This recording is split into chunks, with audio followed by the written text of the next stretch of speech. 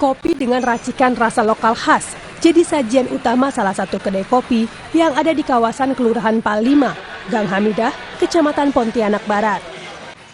Dari pabrik ini, berbagai proses pengolahan dilakukan untuk menghasilkan racikan kopi dengan aroma dan rasa yang khas, yang banyak dinikmati pencinta kopi sejak tahun 70-an.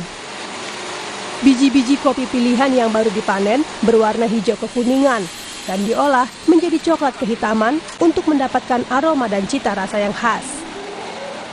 Pengolahan dilakukan menggunakan 2 mesin sangrai dengan masing-masing kapasitas 25 kg dan 50 kg.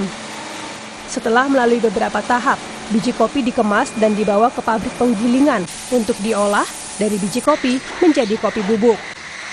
Kopi inilah yang menjadi favorit pengunjung yang datang ke kedai kopi ini.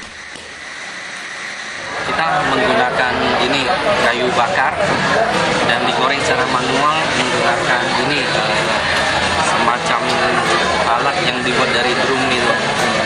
Dulu kopinya dipasarkan di ini warung-warung tradisional. Terus ada pasar-pasar tradisional juga. Perharinya pabrik kopi ini mampu menyangrai hingga 1 ton biji kopi sebelum digiling menjadi kopi bubuk.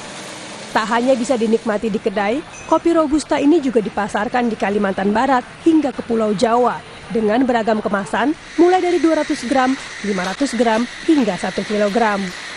Sucia Lusinda, Kompas TV Pontianak, Kalimantan Barat. Ya, saudara, demikian cerita Nusantara dari Kalimantan Barat untuk edisi hari ini. Kita kembali di studio bersama rekan kami, Mercy Tirayu. Terima kasih Dion Feryadi, jurnalis dari Biro Kompas TV Pontianak, Kalimantan Barat yang sudah bergabung dalam cerita Nusantara.